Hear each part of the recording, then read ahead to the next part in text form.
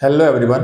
आज हम question number 11 देखेंगे एक्सरसाइज 8.1 का, जो कि इस एक्सरसाइज का लास्ट क्वेश्चन है।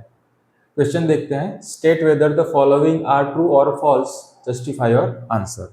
मतलब कि आपको 5 स्टेटमेंट दिए गए हैं, वो 5 में से ट्रू और फॉल्स जो भी है उसके हिसाब से हमें उसका जस्टिफिकेशन भी देना है कि ट्रू है कि ये फॉल्स है, उसके हिसाब से जस्टिफिकेशन भी देना है। ठीक है, तो फर्स्ट देखते हैं उसका। The value of ten A is always less than 1। तो ये क्या हो जाएगा? गलत होगा। क्यों गलत होगा? कि टेन ए का फॉर्मूला क्या है? Tan A is equal to opposite upon adjacent. ठीक है, तो ऑपोजिट और एडजेसेंट साइड जनरली क्या होगी? हाइपोटेनस के अलावा कि ये दोनों में से कोई भी साइड, ये एंगल और ये एंगल के अकॉर्डिंग होगी, तो इन दोनों में से ही होगी कोई साइड। तो ये दोनों साइड इक्वल भी हो सकती है। अगर दोनों साइड इक्वल होगी तो क्या हो जाएगा? इसका आंसर 1 आ जाएगा। ठीक है, दोनों साइड इक्वल होगी तो 1 आंसर आ जाएगा। अगर ऑपोजिट साइड, यानी मान लो कि यहाँ पे एंगल ए है, तो ऑपोजिट साइड अगर बड़ी है और एडजेसेंट साइड से, तो क्या होगा? ऑपोजिट साइड न्यूमरेटर बड़ा हो जाएगा। न्यूमरेटर डिनोमिनेटर से बड़ा हो तो क्या हो जाएगा? Answer greater than 1।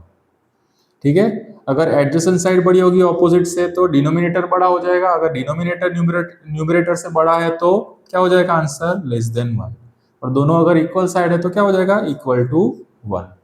तो तीनों में से कोई भी वैल्यू आ सकती है। दैट्स वाई ये क्या हो जाएगा? गलत हो जाएगा। क्यों? क्योंकि इसमें ऑलवेज लेस देन 1 ही बोला है। दैट्स वाई ये क्या आंसर आ जाएगा इसका? फॉल्स। ठीक है, अब सेकंड क्वेश्चन देखते हैं। sec a is equal to 12/5 for some value of angle A. तो sec a is equal to, formula क्या है?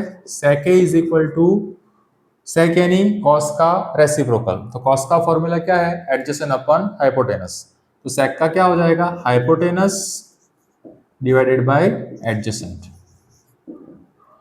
तो हमें पता है कि राइट एंगल ट्राइंगल में hypotenuse is the longest side, तो मतलब एडजेसेंट से ये ऑलवेज बड़ा ही होगा। मतलब क्या होगा? इसकी वैल्यू न्यूमरेटर में वैल्यू हमेशा क्या होगी? डिनोमिनेटर से बड़ी होगी। तो बड़ी होगी मतलब क्या होगा? आंसर ऑलवेज क्या आएगा? ग्रेटर देन 1 ही आएगा। ठीक है, इसका आंसर हमेशा क्या आएगा? Greater than 1। क्यों? क्योंकि न्यूमरेटर बड़ा होगा ऑलवेज।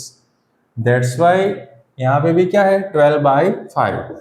12/5 यानी यहाँ पे भी न्यूमरेटर क्या है? डिनोमिनेटर से बड़ा है। मतलब इसके आंसर भी क्या होगा? Greater than 1। तो ये वैल्यू क्या होगी? मतलब ऐसा हो सकता है, पॉसिबल है, इसलिए क्या हो जाएगा? ये ट्रू। ठीक है, क्योंकि इसमें हाइपोटेनस ऊपर आएगा तो न्यूमरेटर ऑलवेज बड़ा होगा डिनोमिनेटर से, तो न्यूमरेटर अगर बड़ा होगा डिनोमिनेटर से तो वो ग्रेटर देन 1 ही आएगा। और 12/5 सेम ही चीज है यहाँ पे, इसलिए ग्रेटर देन 1 आंसर आ जाएगा। तो इसलिए वो क्या हो जाएगा? ट्रू। थ्रू फॉर्मूला के थ्रू ही जाना है हमें। फिर थर्ड है, cos A is the abbreviation यानी short form. cos A is the abbreviation used for the cosecant of angle A। तो ये क्या होगा? गलत, फॉल्स। ठीक है, मैंने इंट्रोडक्शन पार्ट में ही बताया था cos A किसका एब्रेविएशन है? कोसाइन ऑफ एंगल ए का। कोसाइन ऑफ एंगल ए का। ठीक है, तो cos A किसका एब्रेविएशन है? cos A cosine of angle A. Cosecant of angle A का नहीं है। ठीक है, दैट्स वाई वो क्या हो जाएगा? False. Cosecant of angle A का एब्रेविएशन क्या होगा? Cosec A. ठीक है, इसलिए फॉल्स हो जाएगा। Then fourth one, cot A is the product of cot and A. तो cot A is the product of cot and A नहीं है, ये भी क्या होगा? फॉल्स। मैंने इंट्रोडक्शन पार्ट में समझाया था, इंट्रोडक्शन पार्ट वाला वीडियो देख सकते हो, इसका भी इसका भी। ठीक है, क्यों? क्योंकि cot A is the product of cot and A नहीं है। ठीक है, कॉट और ए इंडिविजुअली कॉट का कोई मीनिंग नहीं है। ठीक है, इंडिविजुअली खाली कॉट लिखे, इसका कोई मीनिंगलेस है, कोई मीनिंग नहीं है इसका। कॉट ए का मतलब होता है cot cotangent of angle A. ठीक है, कोटेंजेंट ऑफ एंगल, कॉट का फुल फॉर्म क्या है? कोटेंजेंट। तो कोटेंजेंट ऑफ एंगल ए, खाली अकेला कॉट लिखे तो उसका कोई मीनिंग नहीं है, इसलिए। और ये कॉट एंड ए प्रोडक्ट भी नहीं है। ठीक है, ऐसे साथ में लिखो तो ही इसका मीनिंग बनता है, अकेले कॉट का कोई मीनिंग नहीं है। दैट्स वाई ये क्या हो जाएगा? फॉल्स। किसी के ये कॉट ए के लिए दिया है, ऐसा कोई भी ट्रिग्नोमेट्रिक रेशियो दे, साइन कॉस, सभी के लिए ये एप्लीकेबल है। अब then sine theta is equal to, तो ये क्या हो जाएगा false, sine theta is equal to 4/3। तो साइन थीटा का फॉर्मूला क्या है, ऑपोजिट अपॉन हाइपोटेनस, ठीक है। तो इसमें सिंपल है, हाइपोटेनस डिनोमिनेटर में है और hypotenuse is the longest side in the right triangle. तो हाइपोटेनस डिनोमिनेटर में यानी क्या होगा, ऑलवेज डिनोमिनेटर न्यूमरेटर से बड़ा ही होगा, तो ऑलवेज इसकी वैल्यू क्या आएगी, लेस देन 1। एक पर्टिकुलर केस है जब साइन क्या हो जाएगा 90, ये कब लेस देन 1 आएगा, एक्यूट एंगल्स के केस में। 90 के केस में साइन 90 की वैल्यू क्या होती है, आती है 1, तो उस केस में 1 आएगा, लेकिन उससे ज्यादा बढ़ेगा नहीं। 1 पर्टिकुलर केस में 90 में आता है, एक्यूट एंगल में तो लेस देन 1 ही आएगा।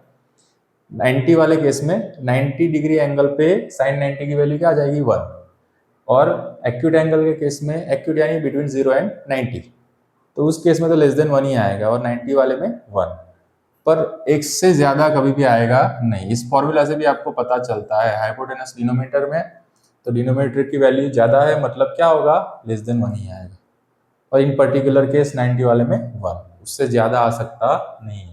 तो 4/3 का मतलब क्या होगा, 4/3 यानी न्यूमरेटर बड़ा है किससे, डिनोमिनेटर से, मतलब ये वैल्यू क्या हो जाएगी, ग्रेटर देन 1। अगर न्यूमरेटर डिनोमिनेटर से बड़ा है तो वो वैल्यू क्या क्या हो जाएगी, ग्रेटर देन 1। आप डिवीजन करके देख सकते हो, दैट्स वाई ये क्या हो जाएगा, फॉल्स। ठीक है, तो ऐसे करके ये क्वेश्चन आपको समझने हैं और ऐसे करके लिखने हैं उसको। तो होप सो आपको ये क्वेश्चन अच्छे से समझ में आया हो। कोई डाउट हो तो आप कमेंट सेक्शन में लिख सकते हो।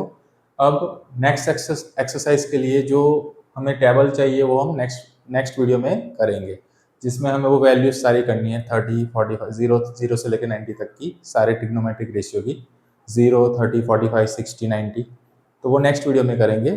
तो कोई डाउट हो तो कमेंट सेक्शन में लिख देना, और अगर वीडियो पसंद आया हो, आपको हेल्पफुल हो रहा हो पढ़ाई में, तो लाइक कर देना, शेयर कर देना, सब्सक्राइब कर देना। Thanks for watching.